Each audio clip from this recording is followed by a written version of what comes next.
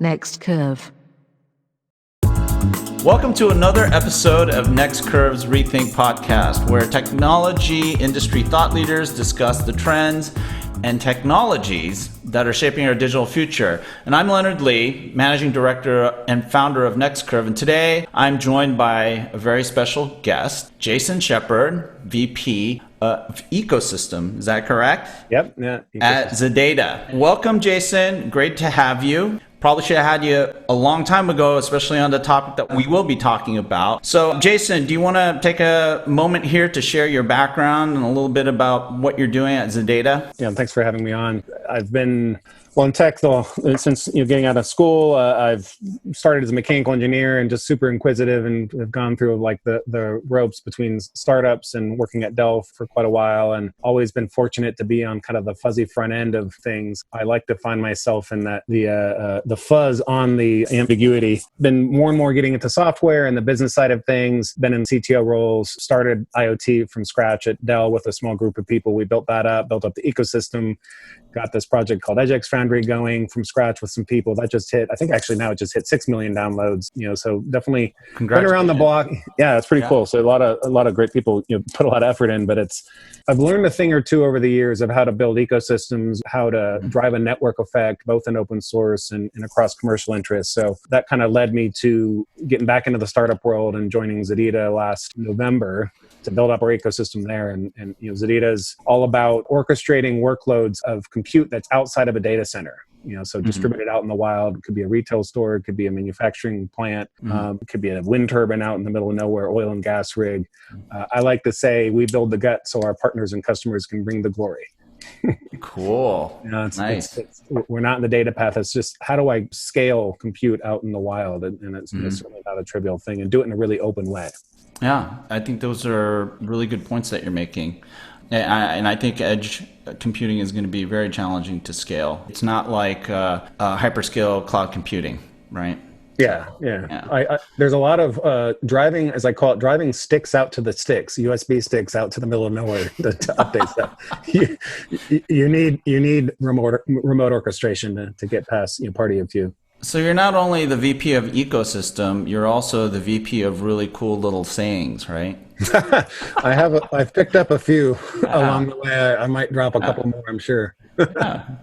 And so why don't we get into it? So on today's podcast, we'll be talking about Truss platforms and solutions. And more specifically, we're going to talk about what are we going to need in a world where there seems to be an increasing volume of fake stuff. What do we need in order to realize an irrefutable source of truth and fact? And I think it's going to become increasingly difficult, especially given all the different threat vectors there are to what we might consider the truth. There's 4 things that we're going to talk about today. Number 1, trust at risk. What are some of these threat vectors that compromise truth? What is a trust platform? And then we'll talk about the trust fabric and the emerging foundation of trust platforms. And then finally, we'll talk about trust applications that will preserve truth and fact. So why don't we jump into it, Jason? Let's talk about some of the things that you're seeing out there that are key threats to quote-unquote truth and fact today. We're getting into a scale problem. The internet has driven that scalability as an example. The old-fashioned way of injecting misinformation or impacting the trust of data would be like physically spoofing, something, say on a factory floor, injecting, bad data that would cause drift in the process. The old man-in-the-middle attack, whatnot, kind of individually targeting things and creating this belief that the data is true even though it's not. So those are kind of old ways. And then, of course, people graduated over time into the old email spoofing hacks and whatnot, but then I still got to get emails and I send them out. It's a prince somewhere that needs help getting their money out of their account. Right. You're the lucky winner. You got that stuff. And then of course, social media comes along and it makes it easy for people to start putting whatever they feel like talking about. And then it starts to drive different thinking around, especially in bubbles, like what's true and what's not. I love that. I don't know if you've ever seen the State Farm commercial where the girl's like, she met a guy on the internet and he's French and he's like, bonjour. He's like, I met him on the internet. It must be true. Anyway, so what's becoming a problem, of course, now what we're seeing is more and more, AI out there that instead of just people, you can only email so many people on distribution lists. You can only target people one by one in a man in the middle attack so effectively. But when you can deploy just unlimited number of bots to do stuff, it's a whole new scale factor. When you can create completely fake, deep fakes, like regenerate video, that's where it gets super scary. Yeah. So you add that to, already people being able to kind of make stuff up online, whatever platform they're backing, it's tricky. Yeah, I think there is a big problem, especially with what you might call citizen journalism. That's been a tremendous source of fake news, but also the distribution of fake news. And we also have this problem with alternative truth by social majority, if you will, right? Yeah. Folks think things are true simply because they see that there is let's say, a critical mass of folks that agree with that particular perspective or that whatever it is that content says. And so, yeah, you're absolutely right. There's a huge challenge with determining, well, what is true? And the number of vectors is just increasingly expanding as digital technologies find applications across various aspects of our lives. One of the challenges that we have is we're going to have to constantly be one step ahead of the fake stuff. There's this need for what we dub these trust platforms, right? Fundamentally, these infrastructures that are going to be able to serve as a source of truth, number one, but also be able to administer transactions that are trustworthy, right? And what I mean by that is that we need to, number one, have trusted data, but we also need to have trusted data that's generated and used by trusted things and trusted personas, because you also have to be able to trust people and the devices that they use. It's not just trusting the device and assuming that whoever's using it is trustworthy, right? And then the transactions and the relationships between all these things. And so that's loosely how we've defined what a trusted platform is. And this is something that we coined like last year in the study that we did for Ofcom.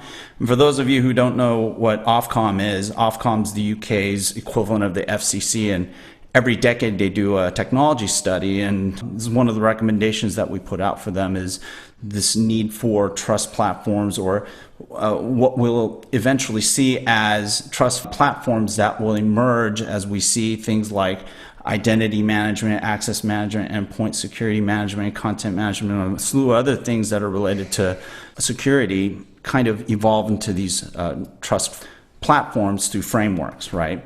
And we'll talk about the frameworks in a bit, but that's sort of the way that we look at how this fake problem needs to fundamentally be addressed. It really needs to be addressed at the source. You can't just constantly try to authenticate things at the content level, which is what some of these AI products are doing, right? You have these algorithms that claim that they can detect deep fakes, but the deep fakes are just getting better and better. And it's really much more difficult for us to keep up with this fake race, if you will, at that level. So that's part of it, or a lot of it, is how can I have trust in data, have confidence in data from a mitigating risk. Now, on the other side, it's how can I have confidence in data at scale so I can drive new business outcomes? That's kind of the more positive side of it, but both of them super, super important. And I think it's also important to kind of look at where are the risk implications. So stuff on social media and creating social bias and all that. I mean, obviously there's a risk to that. It's you're getting people more and more polarized, it seems, by the day. But something that I've kind of noticed, in general, is that if it's something tied to the physical world around like an operations technology, people say OT, if there's a breach or some sort of trust issue, there's immediate loss of production or potentially life. It happens to me. Right. Things go boom. Yeah. But then on the IT side of things, because of the digital scale, because of the network effect, because of digital, any kind of breach or trust issue has massive, massive scale impacts, because it goes everywhere. Like think of a credit card breach. Those things play out over years. Right. And impact brands for years, whereas like a hack into a factory or something, it's just different. I mean, not saying that, either is, better scenario, but there are different implications. And so that scale factor is what's super concerning right now, but it also can be an opportunity in terms of driving new business models. So I think it's good to talk about it both ways. Yeah. It sounds like what you're saying is scale and criticality. I think what you're alluding to here, which is the velocity of data, right? Yeah. Things in the OT world are true real time versus what you see in the IT world, where their idea of real time is more like, the transaction went through within 24 hours. Yeah, well, right? even at Starbucks, I mean, go to your favorite coffee place. No one's going to die if your credit card doesn't go through in a microsecond. Sorry, I didn't get my latte, but but meanwhile, no matter how fast your network is, you're never going to deploy your airbag from the cloud. Right. So the criticality is a big thing, and then that scale factor. What are the long-term implications of that breach? Not to say that anything that's short-term but has a massive impact on lives or whatever. That's super, super important, but it's different factors that you have to consider. But gone are the days where it used to be data trust. Of course, it's very different than security. So we got to make sure that people don't confuse the two. Security is how do I protect, to some degree, data, of course, but there's how do I protect the data versus how do I trust it? How do I protect the device versus how do I trust it? Yes. So the way to secure devices historically has been, let me lock the front door. Let me build a moat around it. Let me encrypt the device. Let me encrypt data at rest and in motion. But then if you want to scale, what you need to do is not attach the security and the trust to the devices. You need trusted devices, but you need to start attaching the trust to the data. So it follows the data wherever it goes, because you need it throughout this whole interconnected set of networks as you start talking about scale. So it's applying the trust to the data. You will always win if you focus on trusted data. If you try to lock the front door without focusing on the data, you're going to have problems. Yeah, I totally agree with you. And so if we were to talk about these trust platforms, some of the key elements that we wrote about were this need for a root of trust for endpoints and things, right? So broadly, things. So I can trust the devices, user and service authentication. You need to be able to trust the users and the services, whether it's through biometrics or it's through some sort of certificate mechanism for ensuring that you're interfacing or using a trusted service. You've hinted on this provenance mechanism, whether it's for data, whether it's for transactions or whether it's for actual physical things, because our world's getting increasingly cyber physical, right? There's this whole digital overlay, if you want to call it a digital twin, that's being overlaid on reality or in our physical world. So that being one thing, and the other thing is policy management. So supporting trusted transactions and relationships between all these different things, because this isn't just about having trusted data. We also need to think about the use of data, and that's going to happen through transactions. But then there has to be these pre-established relationships between data as well as things and ultimately people. And we'll talk about it as we go, I think, even more. But you're right. So for starters, injecting trust into data at scale, it's not about one technology, it's about layers of technology. As we've worked on it, as I've worked on it in the past with a number of folks, it's about how do you do a composite system level view of applying trust with various trust insertion technologies, and those together comprise a trust platform. And we'd also been kind of talking about this notion of a fabric. As I joke, to scale it, part of it is about people. How do you scale business relationships? The way people build relationships today is you kind of build it one by one. Even as a business, you get to know the other people. You look at their processes. How do they handle their data, and then you generally trust that data at that point. But I joke, you can't take people out to dinner fast enough, one by one, to build trust at scale. There's not enough reservations out there for that. You deserve a title change. Saeed, if you're watching this dude needs a new title. It's not just ecosystems, it's ecosystems and really cool sayings. So I think you need a trust mechanism. You need to build a system level view, as you were saying. So that's why I love the fact that you were kind of onto this. I mean, a lot of people, as I've talked to people over the past few years, are like, just put some blockchain on it. It's just it's not. The ledger technologies, I think, have a place here in the equation, but it can't be the only thing. Exactly what you said. It's gotta be founded in a trusted piece of hardware, because all data originates in silicon. Unless you're anything in the digital world, of course, pen and paper a little bit different, but the scale factors we've established is in digital. So it starts in silicon. So if I can't trust that device or what it's running, you got a problem. The big security model that's come about in the past number of years is the zero trust model, which means, you trust nobody, no network, you trust no person, and by a series of policy checks, you start to open up trust. But the problem with that model, and that's, I think it's a good model right now, but long-term, if you really want to scale, you've got to have trust attached to the data again. You send data through networks with measurable confidence, and then you can act on that data on the spot, regardless of kind of how it flowed through, your network. So, I think we'll get more into that, but it's a thinking change, and that's both for business benefits, but then also combating all the fake data out there. So I know that you've been heavily involved in this domain, and you are also heavily involved with a very interesting project, which is now part of the Linux Foundation portfolio of projects, Project Alvarium, right? So you mentioned Truss Fabric. I trust that you are the guru at Truss Fabric. So why don't you tell us a little bit about what a Truss Fabric is? And I suppose you're going to punch holes in my definition of what are the components of a Truss platform. By the way, feel free to do that, because we're not doing these podcasts because Leonard Lee knows everything. You're like, not even close. You're like, kiss the ring. And I just had this bad pun that I was going to. No. Remind me someday to tell you one of my favorite puns about the band Journey. But anyway, sometime in Barcelona, having drinks. So I think Truss Platform, Truss Fabric, I look at as kind of like the reason I say fabric is it's something that's kind of interwoven with, say the internet and broader networks, and then a platform would be, I know it's semantics, but a platform would be more of like a manifestation of this concept.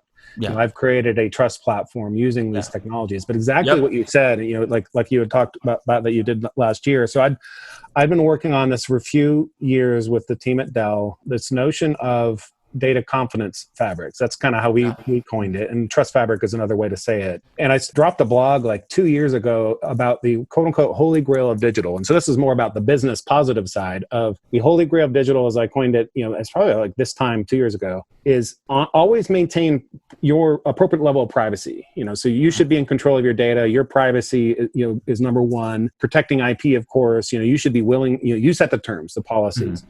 But on your terms, selling or sharing data, resources, and services to total strangers, this is scale. So that's the positive side. Now, the flip side is, how do I protect myself from fake data from total strangers? The opposite side. But anyway, so we coined this term, and I kind of dropping hints for like 2 years in various blogs. And we announced last October, actually, when we saw each other before, when we could actually see each other, there in Barcelona, Project Alvarium. So it's kind of in formation stage within Linux Foundation, and there's some other efforts out there like Trust Over IP Foundation. We're looking at what's the right way to combine stuff. But first and foremost, for doing Truss platforms or Truss fabrics, you've got to collaborate with other people, because no one's going to trust something that someone built in a silo. So it has to have some sort of standards, open source component. But what we did is exactly what you said, we built kind of we believe the world's first data confidence fabric, where we took various trust insertion technologies and we built this framework, that would bind together those technologies. So like you said, you start with root of trust at the silicon level.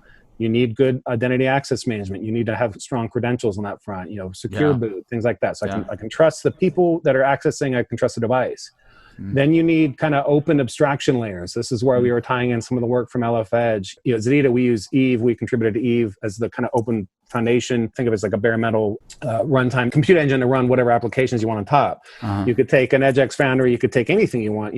Fledge, there's other projects with an LF Edge. It could be anything. Then you look at things like, there's confidential computing, where I have data encrypted at all times, through even in the processing, in the processing of it. You look at immutable storage. So if you enter something into immutable storage, like IPFS is the open example, if you try to tamper with the data, the hash values don't match.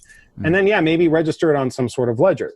If you combine all of these technologies together, and the whole concept behind Alvarium is that it's the framework that glues these technologies together into a trust fabric, I can I can impart layer upon layer of trust. But the kicker in this concept is it's not just about the trust insertion, it's about how do you have measurable confidence in the data. So the concept with Alvarium is that we made it super simple. So like you get 2 points. You're going for the perfect 10. You get 2 points for root of trust, 2 points for identity access management, 2 points. It's not going to work that way. But if you could come to terms with open collaboration on algorithms that as you inject more trust into data, it creates a confidence score. Like I am 80% confidence in this data because it flowed through this trust fabric this way. Oh, and then this trust fabric's built differently because it's not one way of building one. And then when those data paths intersect, it's going to create a normalization effect. So a 60% hitting an 80%, for the sake of conversation, at 70 now. And so as data flows across the internet and starts going through heterogeneous networks, the data comes with a policy saying, hey, here I am. This is what's for sale. This is what I'm willing to share. These are the terms I'm willing to share it. I am 80% real. What do you think? Going back to the OT-IT thing, if I'm a nuclear plant running a nuclear, I probably want it to be 100%. 100%, yeah. Right. If it's turning on the lights in my house, I'm probably pretty good with 80%, or whatever. Right. And so it's this measurable confidence delivered with data is important because that also applies to I'm 80% that this AI, generated, or this video is real. Right. And so the end user would really determine what level of confidence would be suitable for them. So like what you're saying, if we're in a nuclear power plant, you want to make sure that the confidence level is 100%. Whereas with, I promise I wouldn't bring politics into this, but maybe in political discourse for the content, the end users might not even care about the level. Unfortunately, it's probably more often than not. But it's always based on a policy of that's your risk profile, your tolerance for your privacy invasion. I mean, generally speaking, when people get privacy or get value, they'll give up some privacy. If I told you 20 years ago you would leave your location-based services on your phone all the time, people would be like, nah, never. Most people do because they get value from the recommendations and whatnot. But there's a fine line. But I think there's a difference between privacy and trust. Privacy is really it's really a policy thing, and how, let's say, a trust fabric or trust-based services are administered, right? So if part of the data that's being shared is your own personal data, how is the trust fabric or implementation thereof, how is it handling your privacy? You know what I'm saying? You follow what I'm getting at? I think that to me, it's so privacy is definitely different than trust. Privacy is a policy. It's a boundary of kind of your philosophy of where you balance giving up some information to get value. Everyone draws the line in a different way. What I've seen over the years is like in consumer world, generally speaking, people build trust with big brands. I trust you, Amazon. I trust you, Google. I trust Apple or whatever. Just I'm saying generally speaking. Sure. And when you trust a brand, you'll give up some privacy if you get value. Sure. But when you're looking to scale globally, across networks and businesses, communicate with other businesses, interconnecting all these ecosystems, you cannot have single companies own the trust. It's like, imagine one company on the internet, probably wouldn't pan out so well. But because of the ability to create fake data, as we've been talking about, you now need trust platforms, trust fabrics, or otherwise to combat that data, to not only prevent you from being thrown off by fake data, but also to enable you to scale to new opportunities. So it's a combination of both. But also think about privacy. GDPR, big challenge for companies.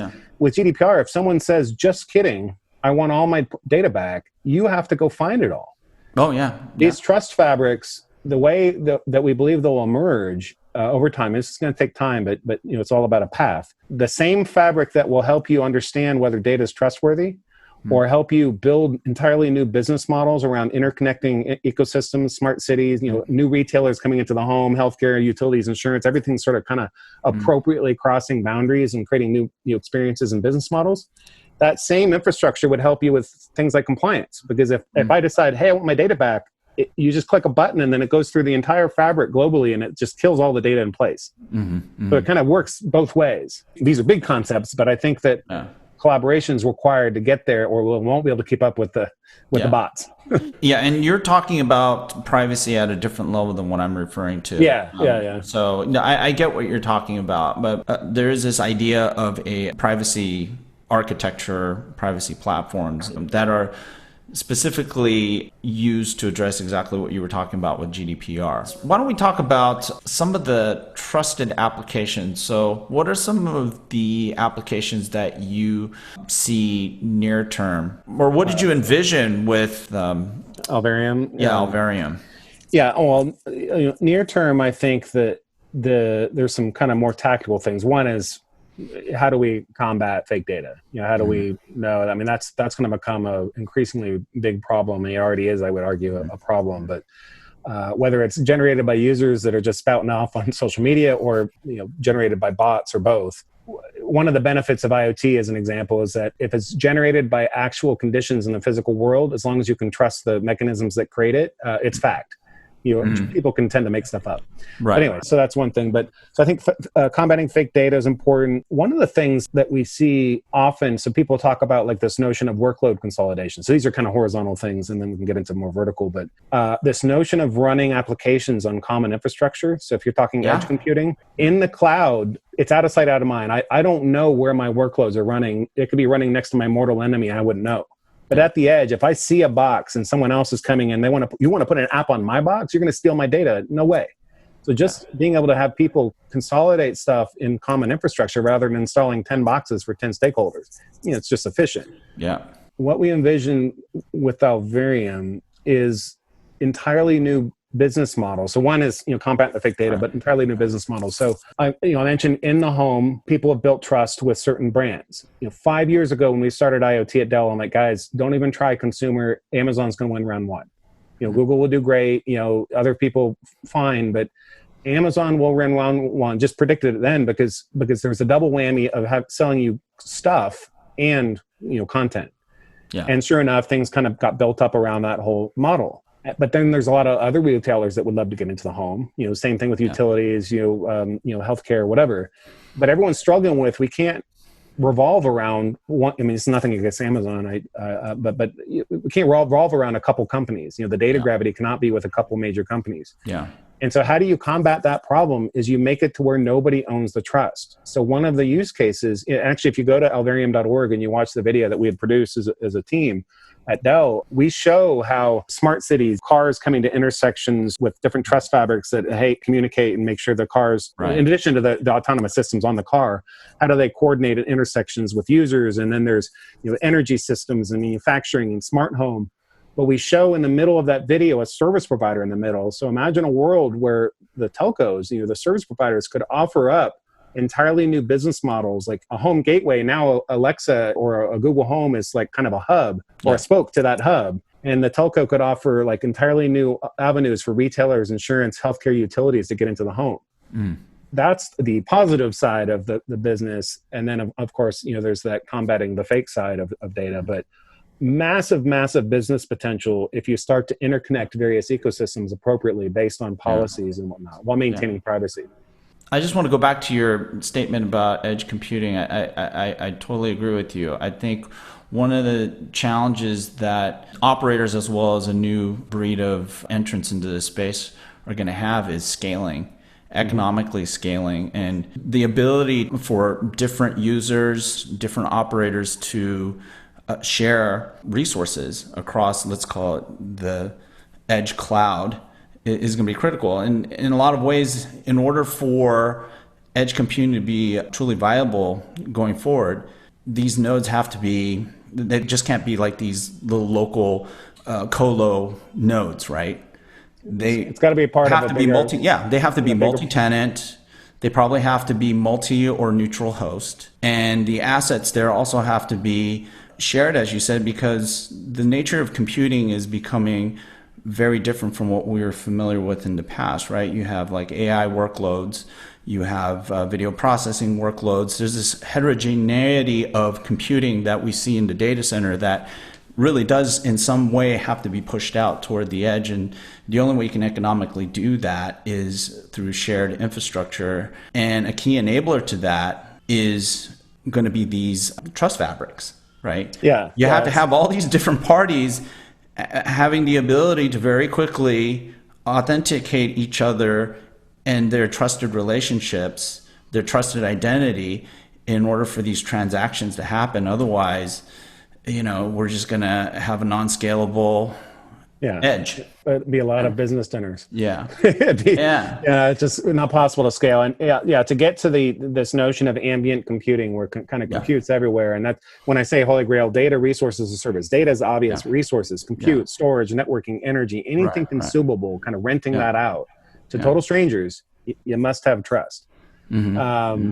The services, your domain knowledge, like there's ways to capture your domain knowledge with technology. So literally, like we could have been recording this conversation, not just to record it for a podcast, but opted in to be like, and have AI bots say, hey, those guys know a thing or two about trust. Would you like to sell your services to somebody? It's like Angie's List on steroids. That's a little more of a slippery slope, but I think it's just always about how do you scale confidence in data, both for hopefully more good than evil, but use your powers for good, not evil. But it's important. We'll see more of it. You were definitely kind of having covered this last year. I think definitely on the up and up. I mean, it's Saeed actually at our event last week, his keynote, he talks about first it was 2015, it was like IoT.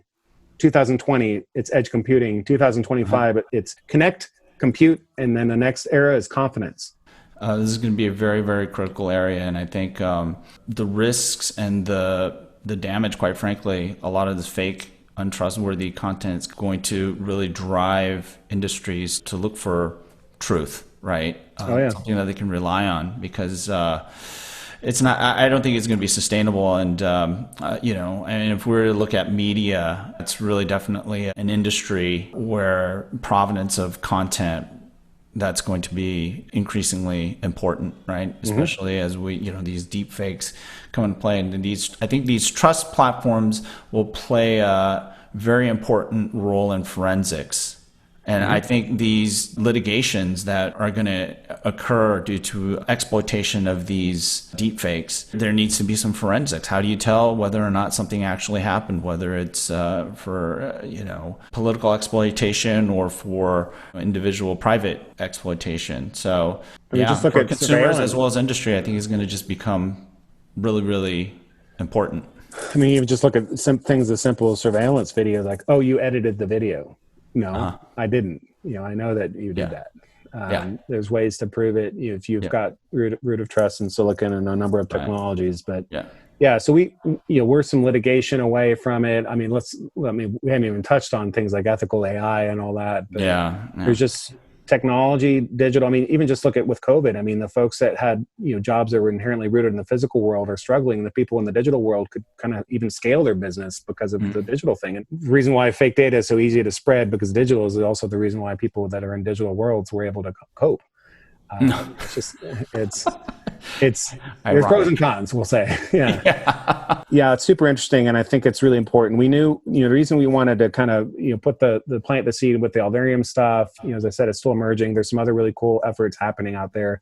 Trust Over IP Foundation also got launched. So we're kind of thinking like, do we merge there? But we knew this would be the year of trust, because it was going to hit a breaking point as everything kind of started scaling. And I mean, you just look at like how fast computers are today, but they don't seem any faster because the apps get more and more complex.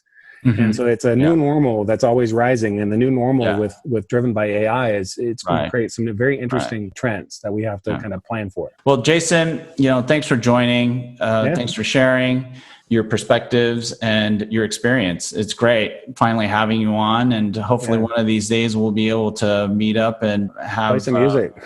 I'm sorry, what was that? Play some music. Play some music. Exactly. I want to play that guitar right there and that one. And well, people always ask, you can't see, obviously it's just a podcast, but people always, I'm in my music studio, and people when on video, they're like, so do you play music, whatever? I'm like, no, when you moved to Austin, Texas, they just give you all that stuff. Hey, you want a free vintage guitar? Just take it. Take two, actually. It's awesome. So, hey, you want to make any shout outs before we end the podcast? Yeah, selfishly, go check out ZEDEDA. Go check out what we're doing in LF Edge. Watch the Alvarium video, great vision, piece. I think the main thing is as you look towards the future, if you're in technology, look to see how you can get involved in some of these industry efforts to go help drive change that's going to address a lot of the stuff that we're talking about. I think it's super important. It inherently has to require open collaboration. You cannot talk trust and transparency and a silo. It won't work. Agreed. And everyone should follow Jason. He's a thought leader, great conversationalist, and wonderful musician. So you should also check out his music. He didn't plug that. Yeah. Well, He's an awesome singer. You have a great voice.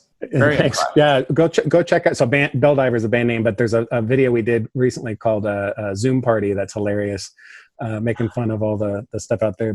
And then my Twitter handle, of course, is @DefShepherd, and that's a nickname that one of my old guitar players gave me, obviously Def Leppard. So, that's awesome. Love it. Anyway, I digress. Okay. It's a good digression. So to our listeners and viewers, thanks for joining us. Please subscribe to our YouTube and Apple podcast channels and visit us at www.next-curve.com. And also make sure you check out the executive summary of our Ofcom study. It's a great blueprint for thinking about 6G. Yes, I said it, 6G.